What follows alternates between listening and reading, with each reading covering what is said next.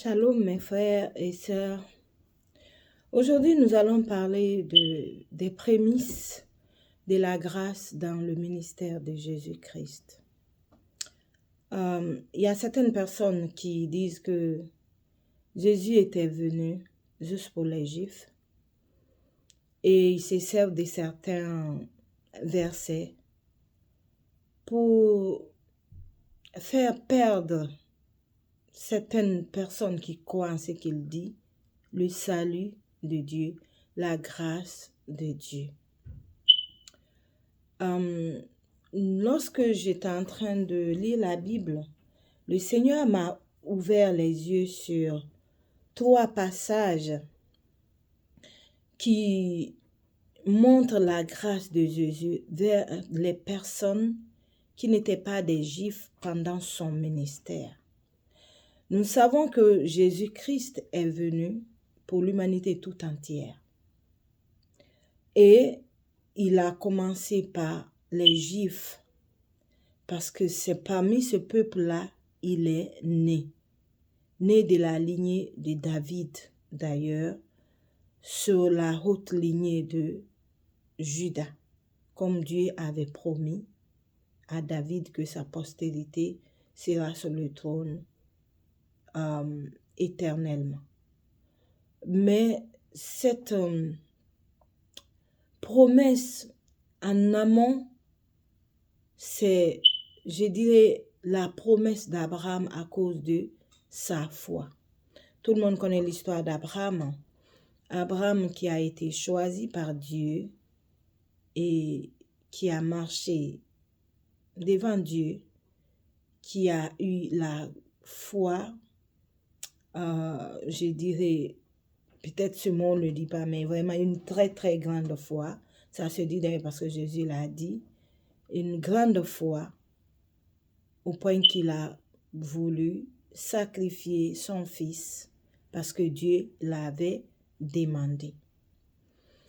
Mais nous savons que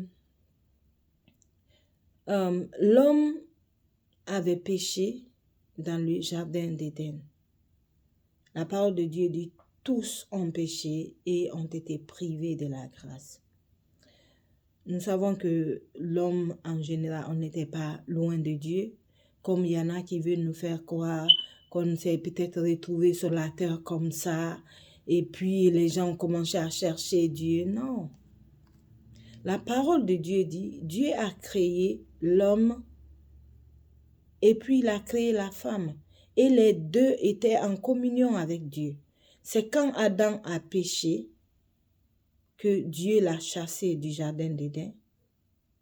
Mais Adam, même dans la parole, ses 2 fils ont cherché Dieu, Caïn et Abel. Donc si eux ils ont cherché, ça veut dire que Adam était aussi même loin de Dieu, mais cherchait Dieu. Parce que sa femme, même quand elle a enfanté Caïn, elle a dit qu'elle a fait aussi un homme au travers de Dieu. Amen. Donc nous savons que l'histoire de Caïn et d'Abel, le sacrifice d'Abel qui a été agréé pour Caïn qui n'a pas été agréé, et Caïn a tué son frère Abel, ainsi de suite jusqu'à Noé, quand Dieu a envoyé le déluge sur la terre. Nous savons que la parole de Dieu dit qu'il y avait tellement de péchés que Dieu s'est repenti pour dire que c'est comme s'il a eu tort de créer l'homme et il a décidé d'exterminer la race humaine. Mais il a trouvé Noé qui était différent des autres. C'est pour ça qu'il avait parlé à Noé de faire ce grand bateau et de mettre sa famille et chaque animal 2 à 2, et puis le reste, Dieu les a exterminés. Donc ça veut dire que Noé, comme nous savons de son histoire, était avec Dieu. Donc c'était fort probable qu'il y avait des hommes qui étaient avec Dieu, mais qui ont abandonné Dieu. Parce que si Noé était avec Dieu, donc ses fils qui étaient autour de lui et leurs femmes et connaissaient aussi Dieu, le vrai Dieu, le créateur des cieux et de la terre. Mais nous savons que dans l'histoire de l'homme, il y a eu beaucoup d'idolâtrie. Les gens ont abandonné Dieu et se sont fait des dieux. Abraham a été choisi dans ce contexte-là. Dieu lui a dit de sortir de la maison de son père et d'aller dans un pays où lui-même lui montrera où il va rester et il va le bénir. Et que toutes les familles du monde seront bénies en lui. Amen. Parce que pourquoi je vous explique tout ça. Nous allons parler le cas des Juifs. Mais il faut comprendre, ces Juifs-là ont été choisis comme peuple de Dieu. C'est Dieu même qui les a choisis dans sa souveraineté. Ça ne veut pas dire qu'ils ne péchaient pas. Ça ne veut pas dire qu'ils étaient, comment on appelle, plus que les autres peuples. Mais Dieu, en choisissant Abraham, dans la lignée d'Abraham, comme il avait promis à Abraham, donc, c'est dans cette lignée-là que les Juifs sont venus. Les enfants d'Israël, d'ailleurs, Israël qui est Jacob, qui est le petit-fils d'Abraham, c'est-à-dire Abraham, Isaac. Isaac a engendré 2 enfants, des jumeaux, et l'autre, Ésaü, qui était l'aîné, qui a vendu son droit de naissance plutôt à cause d'un bol de lentilles, parce qu'il avait faim. L'autre a dit, je te donne mon bol de lentilles, c'est Jacob qui disait ça, et tu me donnes le droit de naissance. Il a dit, ok. C'est pour ça qu'il y a certaines paroles, il ne faut pas dire que tu es en train de blaguer. Parce que quand tu dis, il y a un Dieu qui écoute. Donc, ce qui s'est passé, Dieu a rejeté Ésaü et Jacob a été choisi, malgré son nom qui s'appelait Jacob, qui était un usurpateur. Et Jacob a été le choix de Dieu. C'est dans sa lignée, ses enfants, les 12 tribus sont sortis, qui sont aujourd'hui appelés les Juifs, mais le nom Juif vient de la tribu de Juda, et Juda, c'est l'un des enfants de Jacob, qui est, comment on appelle ça, sur la lignée plutôt, Jésus est venu. C'est pour ça qu'on appelle Jésus le lion de la tribu de Juda, parce que c'est dans cette lignée-là est venu David, et c'est dans la lignée de David que Jésus, sa mère Marie, est née. Amen. Donc, les 12 tribus d'Israël, Israël, c'est les enfants de Jacob, parce que Jacob, Dieu avait changé son nom de Jacob en Israël. Donc, c'est pour ça qu'on dit les 12 tribus d'Israël. Donc, ce sont des enfants de Jacob qui forment les 12 tribus. Et les 12 tribus, il y a Juda, il y a ses frères Manassé, Ephraïm, qui sont de Joseph. Et puis, il y a Benjamin, etc. Galade, les enfants, les noms des enfants de Jacob. Donc, les gens disent le judaïsme. Normalement, le mot judaïsme, c'est l'homme qui a créé. Cela n'existe pas. Il y a vers le royaume de Juda.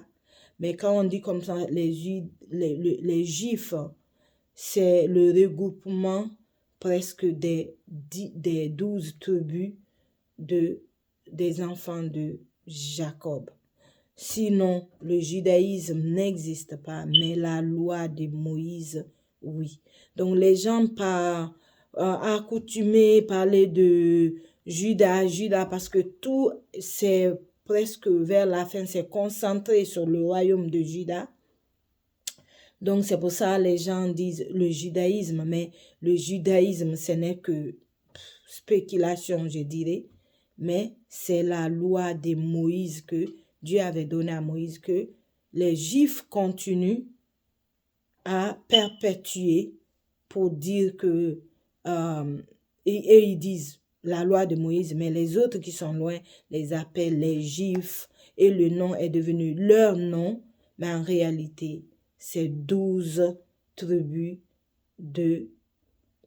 d'Israël. Amen. Mais Judas a pris le dessus parce que c'est dans sa ligne que Jésus-Christ est venu, et c'est pour ça les gens appellent le judaïsme. Sinon, le judaïsme n'existe pas. Dieu n'a jamais dit ce mot. C'est la loi de Moïse. Amen.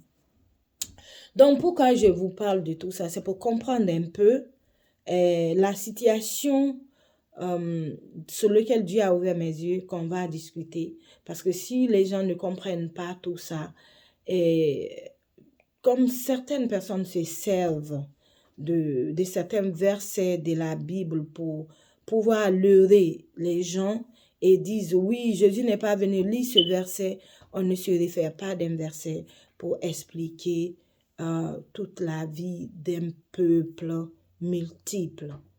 Amen.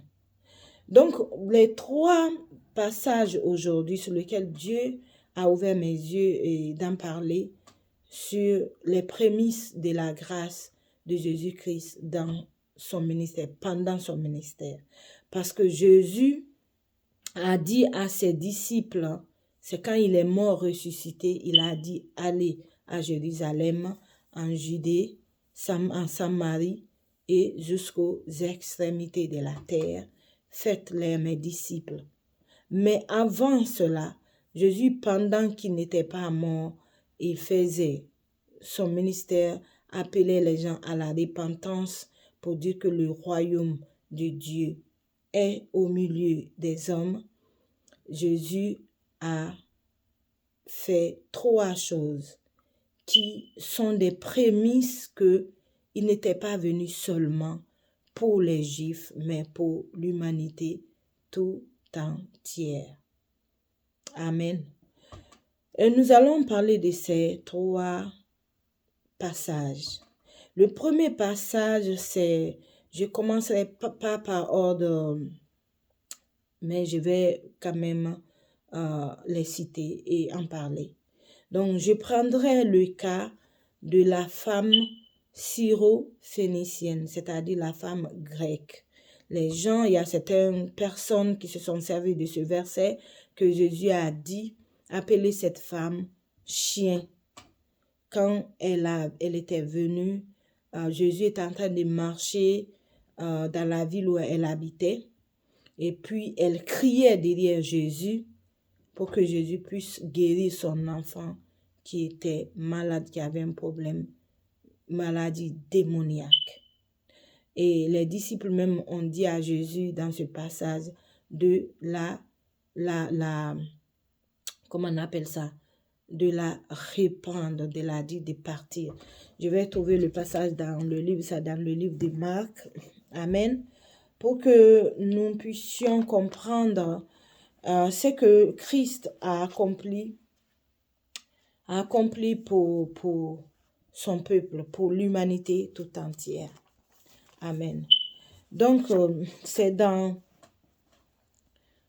le livre de Marc 7, verset 26. Marc 7, 26. Je vais lire le passage. Voilà. Verset 26. Marc 7, 26. Cette femme était grecque, syro-phénicienne d'origine. Elle le pria, c'est-à-dire Jésus, de chasser le démon hors de sa fille. Jésus lui dit, laisse d'abord les enfants se rassasier. Laisse d'abord les enfants se rassasier. Qui étaient les enfants? Ce sont les enfants d'Israël. Car il n'est pas bien de prendre le pain des enfants et de le jeter aux petits chiens. Donc Jésus dit clairement à cette femme que d'attendre d'abord que les enfants ont le pain et que après les petits chiens vont avoir. Mais la femme là a répliqué en disant, oui Seigneur, lui répondit-elle, mais les petits chiens sous la table mangent les miettes des enfants. Ça veut dire, ok, je suis d'accord que tu donnes le pain aux enfants. Mais pendant que les enfants sont en train de manger, les miettes qui tombent, les miettes des pains qui tombent, les petits chiens peuvent aussi le manger. Alors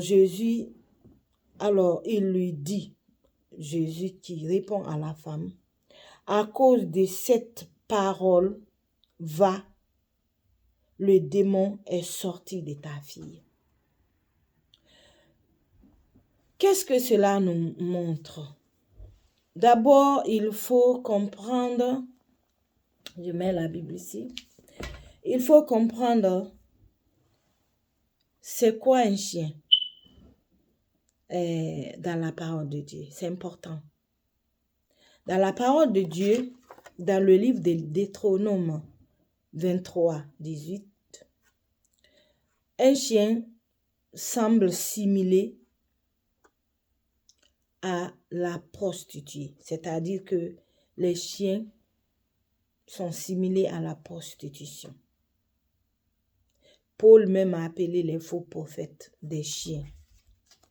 Pourquoi la prostitution? Dans la parole de Dieu, Dieu même a qualifié les enfants d'Israël de prostituées. Se prostituer pour Dieu, c'est quoi?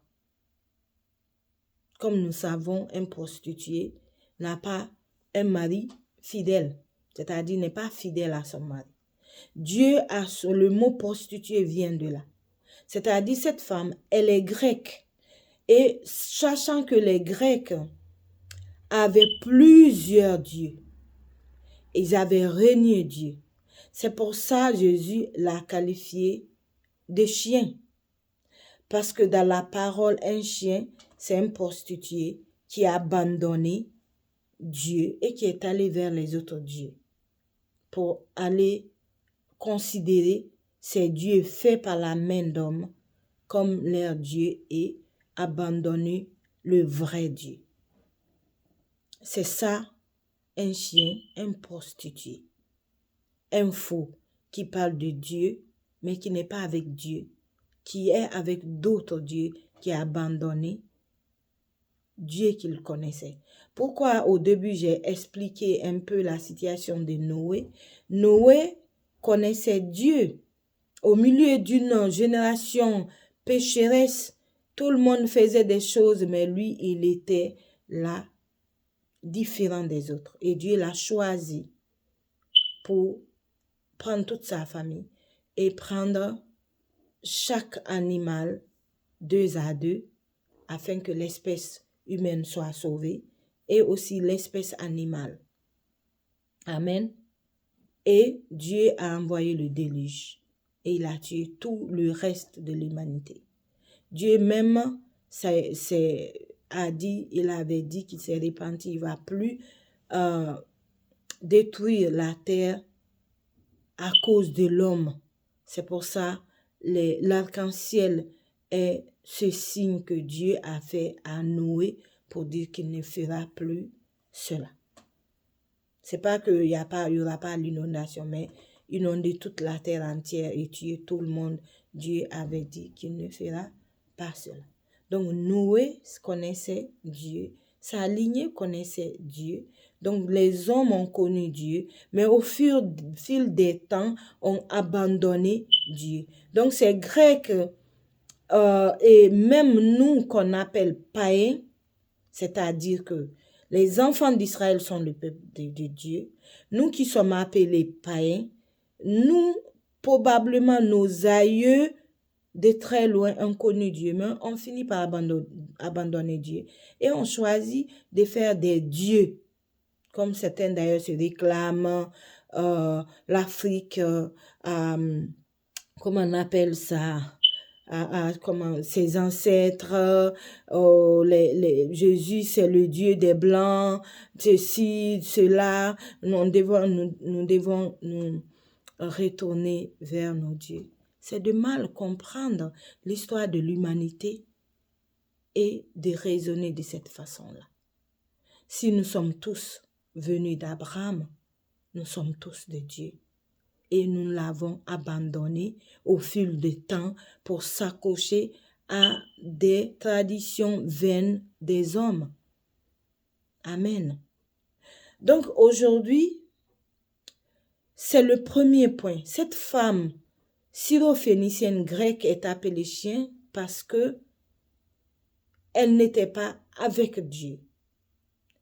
Les Grecs avaient à l'époque plusieurs dieux, le dieu du soleil, de la reproduction, de la lune, etc., etc. Pendant que les enfants d'Israël, oui, des fois, ils péchaient comme tout homme, mais ils avaient toujours Yahweh, leur Dieu. Quand ils péchaient et puis les choses devenaient tellement difficiles, ils revenaient toujours à Dieu. Donc quand Jésus dit les enfants, le pain des enfants, c'est ceux qui étaient avec lui, avec Dieu vivant, le vrai, qui n'ont pas abandonné, malgré qu'ils tombaient, ils se relevaient, mais ils sont restés avec Dieu. La première des choses, le pain les revenait et ce qui est normal parce que si quelqu'un avec moi pour un début et même malgré autour de lui, il y a des peuples qui sont en train de sacrifier leurs enfants, de faire ceci, même s'ils ont tombé par moment, mais ils sont restés avec Dieu, c'est normal. Amen. Mais Dieu ne nous a pas abandonnés parce qu'il sait que comment ce péché-là est rentré en l'homme, Satan est venu séduire Adam et Ève et ils sont tombés et le péché est rentré dans l'homme. Amen. Donc c'est pour ça que Jésus avait appelé cette femme. Mais vu sa foi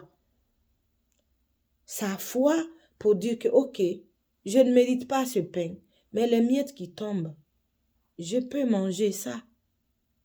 Ces miettes-là guérit mon enfant avec. Jésus même a dit, à cause de cette parole-là, le démon est sorti en ton fils. Amen. Nous avons même Paul qui nous a dit dans le livre d'Éphésiens 2, à partir du verset 9, plutôt 8, du verset 8 à 9. Paul a dit, en effet, c'est par la grâce que vous êtes sauvés par le moyen de la foi. Et cela ne vient pas de vous, c'est le don de Dieu. Ce n'est point par les œuvres, afin que personne ne se vante. D'autres versions disent afin que personne ne se glorifie. Les Éphésiens aussi, ce sont des Grecs. C'est une ville de la Grèce où Paul, qui est un apôtre de Jésus, après la mort de Jésus, Paul a été choisi par Dieu. Paul était d'ailleurs le persécuteur des chrétiens qui partait chercher les chrétiens et les ramener à Jérusalem pour les enfermer en prison. Et il faisait même partie du groupe qui ont plutôt tué Étienne. Lui, il avait tenu les vêtements des personnes qui ont choisi de lapider Étienne jusqu'à la mort. Donc, Paul a été choisi par Dieu. Il a rencontré le Seigneur Jésus sur la route de Damas en allant chercher les chrétiens pour les ramener à Jérusalem pour qu'on les punisse. Donc, il a rencontré Jésus et Jésus l'a dit, tu souffriras pour moi. Et c'est par lui que Dieu a sauvé nous qui s'appelons païens, c'est-à-dire pas le peuple choisi de Dieu, comme les enfants d'Israël, mais par l'œuvre de la croix, ce que Jésus a accompli à la croix, nous avons été sauvés. C'est pour ça qu'il dit, c'est par la grâce, comme le cas de la femme. Jésus lui a fait grâce à cause de sa foi. Sa foi de dire, ok, ce pain-là n'est pas pour moi, mais les miettes, je veux cela afin que mon enfant soit guéri. Donc, du coup, Dieu a sauvé tout ce qui s'appelle païen. Toi et moi qui est sauvé, ou bien toi qui n'es pas encore sauvé, tu es appelé païen parce que tu n'étais pas au préalable le peuple de Dieu, parce que nos aïeux ont abandonné Dieu de très, très, très, très long temps et que Jésus, sa venue, c'est pour restaurer cela, parce que l'homme au préalable, Adam, Dieu l'a créé, il était connecté avec Dieu. C'est quand il a péché que toutes ces choses-là sont arrivées. Donc, Jésus est venu comme deuxième Adam pour restaurer cette communion Dieu avec les hommes. Mais pour qui croit? Pour celui qui croit. Jean 3,16 même dit, Dieu a tant aimé le monde qu'il a donné son Fils unique, afin que quiconque croit en lui ne périsse point, mais ait la vie éternelle. Donc, pour nous qui s'appelons païens, et même les Juifs, parce qu'ils étaient dans la loi, et Jésus est venu pour la grâce, pour sauver l'homme par la grâce, eux-mêmes, ils font partie de cette nouvelle alliance s'ils le croient. Mais beaucoup n'ont pas accepté d'ailleurs, ils n'ont pas cru en Jésus des Juifs, ils sont restés dans la loi de Moïse, alors que Jésus a dit, il n'était pas venu pour abolir la loi, mais pour l'accomplir. Donc Jésus a accompli la loi dans sa chair, dans son âme, parce qu'il est mort pour accomplir cette loi, afin que la grâce de Dieu se répande plutôt sur la terre pour toute personne qui croit, que tu sois juif, que tu sois païen. Si tu crois que Jésus est mort à la croix pour ton péché et il est ressuscité au 3e jour pour nous donner la vie éternelle, tu es sauvé, que tu sois juif ou païen. Jésus est venu pour des pendant son ministère, il avait un mandat premièrement, libérer, délivrer, apporter le salut pour les Juifs. Amen.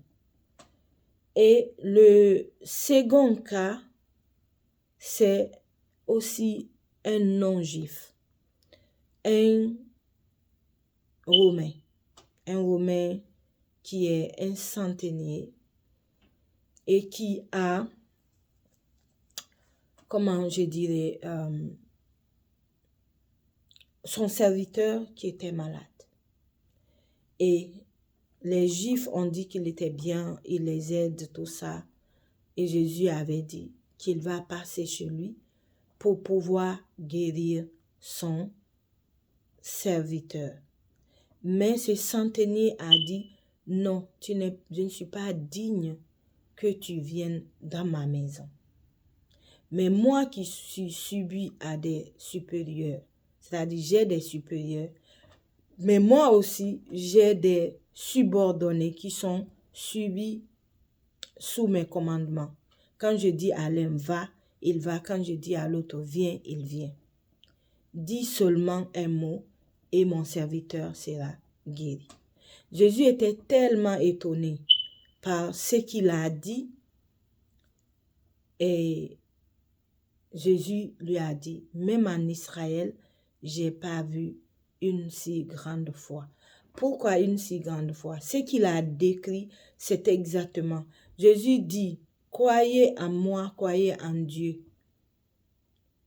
Il a été envoyé par Dieu le Père qui est au-dessus. Et il a aussi des anges qui sont sous ses commandements. C'est cette description-là que ce centenier a fait. C'est ce qui a étonné venant d'un non-juif qui n'a pas connu la loi, mais qui a été éclairé de comprendre qui est Jésus-Christ. Il a dit, dis seulement, si moi-même, qui a des chefs et j'ai des subordonnés qui marchent sous mes commandements, toi-même, dis quelque chose et tes anges iront pour accomplir. Et son serviteur a été guéri. Amen. Donc, ce cas aussi, c'est la grâce par la foi que Jésus a guéri ce serviteur.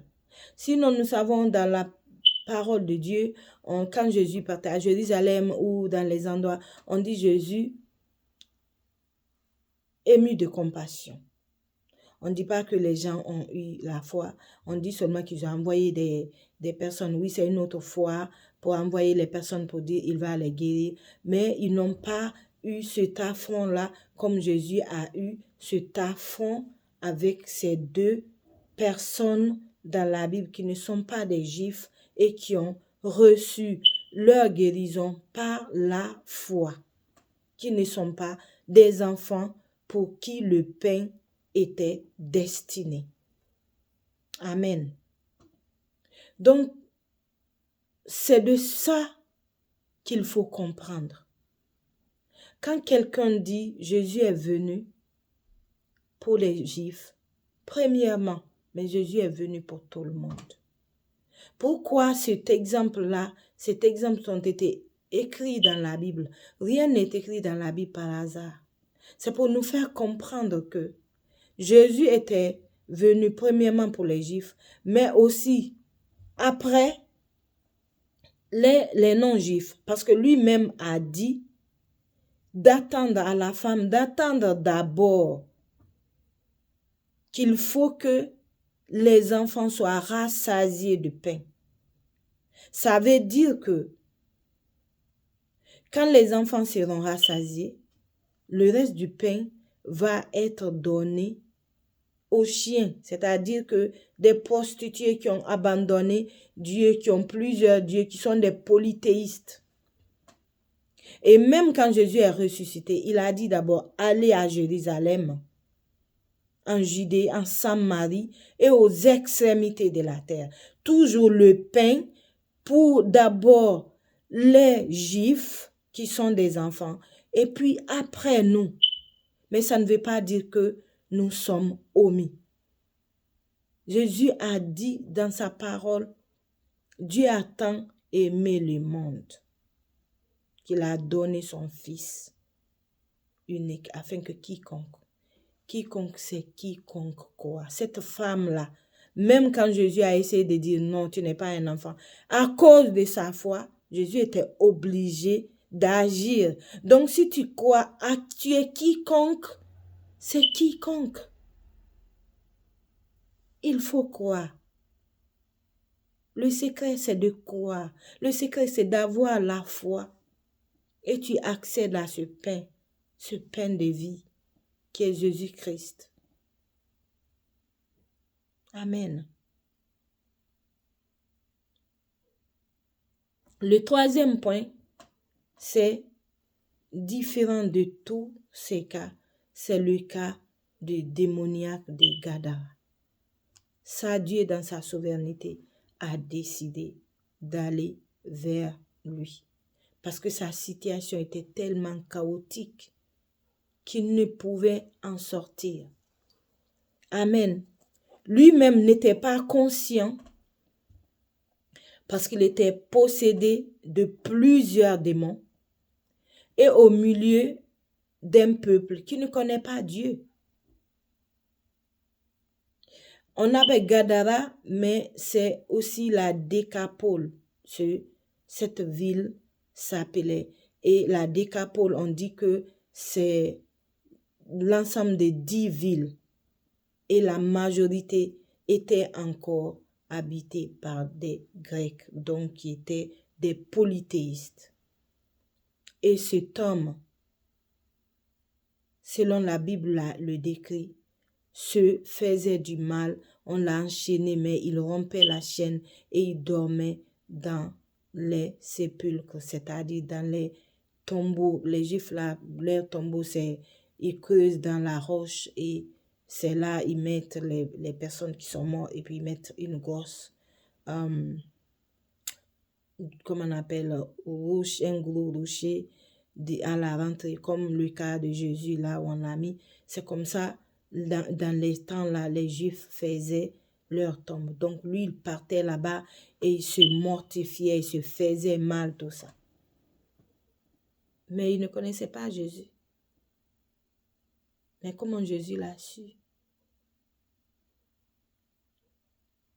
Jésus n'est pas un prophète, comme le monde veut le faire croire pour la majorité de certains cas qui disent oui, Jésus, oh oui, c'est un prophète. Croire en Jésus, c'est pas je crois, oui, il est prophète. Ça ne te sauve pas. Il faut croire en l'œuvre de la croix que Jésus a accomplie. Croire que Jésus est mort et ressuscité le 3e jour pour toi. Que Jésus est 100% homme, 100% Dieu. Jésus a vu cet homme. Il a juste dit à ses disciples, allons de l'autre côté. Et ils sont allés dans ce pays. Et il est allé, dès qu'il est venu, il a mis pied, ce démoniaque est venu s'agenouiller devant lui. Jésus l'a délivré. Ça, c'est une autre forme de grâce que Jésus, les prémices de sa grâce dans son ministère. Ça, c'est pas des gens qui ont allé, oui, mon tel est malade. Mais là, c'est poussé par l'Esprit. Jésus est allé voir cet homme. Comme Paul l'a dit, là où le péché a abondé, la grâce a surabondé. Il était dans une situation chaotique qui pouvait le faire sortir de là. Sinon que Dieu qui connaissait sa situation. Jésus est venu. La miséricorde de Dieu. Il y a certains qui se sont convertis au christianisme. La miséricorde de Dieu, Dieu lui-même est venu vers eux pour se montrer à eux afin qu'ils soient sauvés. Amen. Toi qui m'écoutes, peut-être tu as entendu ces paroles. Jésus, c'est un prophète. Oh oui, Jésus est venu pour les Juifs. Jésus n'est pas venu. Je te dis aujourd'hui, entends la voix de Dieu. Jésus est venu pour tout le monde. Jésus aime tout le monde. Jésus t'aime, toi qui m'écoutes maintenant. Si tu ne le connais pas, il te connaît. Ce que tu fais, il le sait. Tu fais dans le noir caché, Jésus le sait. Parce que cet homme, ce qu'il faisait dans le sépulcre, c'est Dieu seul qui savait. Jésus le savait et Jésus s'est déplacé pour aller vers lui. Il ne va pas faire pour tout le monde comme ça. Il veut que certains entendent la parole comme ce Romain qui a vu Jésus, qui a entendu, qui l'a vu prêcher, qui l'a vu guérir, comme cette femme syrophénicienne qui a vu Jésus guérir, qui a vu Jésus prêcher. Et ils sont venus vers lui. Pour certains, ça va être comme ça. Tu dois faire un premier pas. D'autres, c'est Dieu qui fait le premier pas, comme pour ce cas de démoniaque de Gadara. Mais Jésus est venu pour tout le monde. N'endurcis pas ton cœur. Efface aujourd'hui cette pensée. Jésus est un prophète. Jésus est venu pour les autres. Jésus est venu pour toi. Il est mort aussi pour toi. Il t'aime. Il veut que tu sois sauvé quand tu meurs. Il veut que tu sois avec lui dans l'éternité. Parce que c'était ça, le premier plan de Dieu, que l'homme soit avec lui.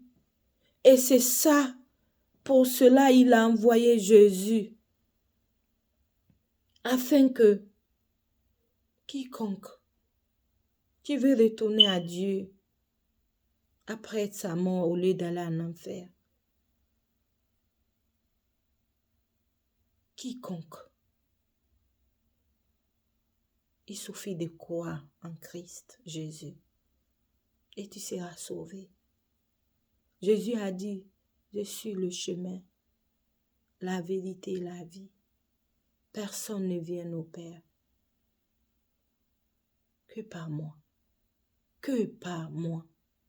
C'est-à-dire que tu ne peux pas accéder à Dieu. Tu ne peux pas accéder au paradis sans par Jésus-Christ. Et c'est la vérité. N'endurcis pas ton cœur. Viens aujourd'hui à Jésus. Comprends qu'il est venu pour tout le monde, pour l'humanité tout entière. Comprends qu'il t'aime. Et ce péché-là que tu luttes avec, tu n'arrives pas. Il veut te sauver. C'est quoi d'ailleurs le salut? Les gens parlent du salut. Le salut. Amen. Le salut signifie délivrance et libération. Quand on voit ces cas de ces trois, le cas de ces trois, la femme syrophénicienne, sa fille était sous l'emprise des démons qui le tracassaient, donc son enfant était oppressé.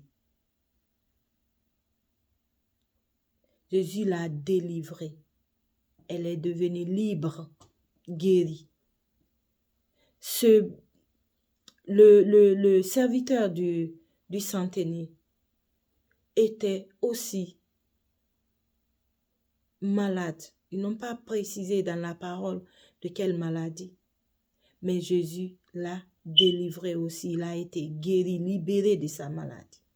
Ces démoniaques qui avaient plusieurs démons, qu'on dit légions, il y en a qui disent combien, 600 démons, a été délivré, libéré. Au point d'ailleurs, il a dit à Jésus qu'il veut le suivre. Tout le monde qui le connaissait sont venus le trouver assis dans son bon sens.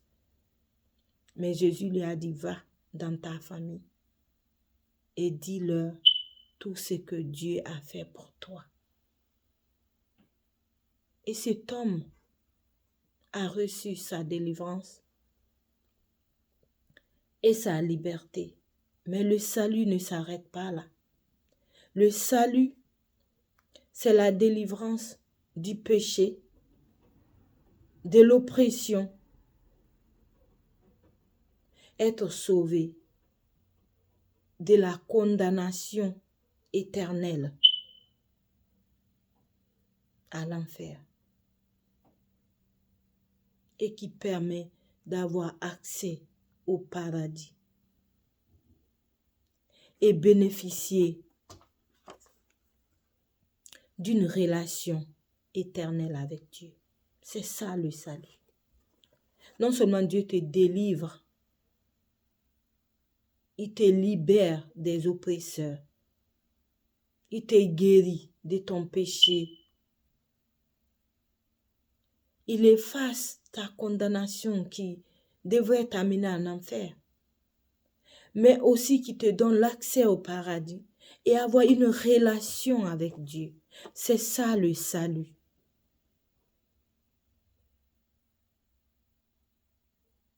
Et ça, Jésus-Christ le donne. Ne dis pas, oh moi j'ai trop de péché, viens comme tu es.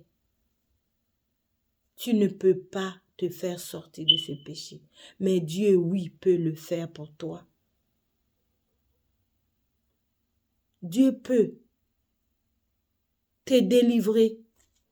Si tu as une maladie, te guérir, te sortir du péché là que tu dis, c'est fini pour toi. Mais effacer aussi ce péché par le sang de Jésus-Christ. Et te donner accès au paradis, avoir une relation avec Dieu, d'abord sur cette terre et après la mort. Il y en a qui disent que Dieu parlait avant, Dieu ne parlait pas. C'est pas vrai. Et je les comprends. Parce que moi, j'étais de l'autre côté. Tout ce que je vis aujourd'hui, j'ai jamais vécu ça. Mais il y a un vrai Dieu qui parle, qui t'aide même à sortir des péchés. Il y a des péchés, aujourd'hui, on ne va pas parler de ça, que j'avais, que Dieu m'a complètement sorti. Complètement. Je dis complètement fini. Ça me traverse même pas l'esprit. Et aussi quand je fais des choses qui ne sont pas bonnes, parce que je ne vais pas dire que je suis sainte, blanche, non. Je commets des péchés. Mais il y a une connexion divine, la connexion avec le Saint-Esprit qui me dit ce que tu viens de faire là, c'est pas bien. Demande pardon, répands-toi. Tu as ça en Christ qui te dit demande pardon. Tu n'es pas dans, comment on appelle ça, la défensive, j'ai raison. Et même si tu dis j'ai raison, l'Esprit de Dieu te dit non, tu n'as pas raison. Demande pardon. C'est seulement en Christ. C'est tellement merveilleux. Mon frère, ma soeur, je t'invite à accepter le Seigneur Jésus comme ton Seigneur et Sauveur. N'endurcis pas ton cœur. Écoute ce que Dieu est en train de dire au travers de moi. Oublie ce que tu as entendu de Jésus ceci, de Jésus cela. Ce que je te dis, je te parle de l'écriture de Dieu, de l'évangile de Christ. Jésus est venu pour l'humanité tout entière.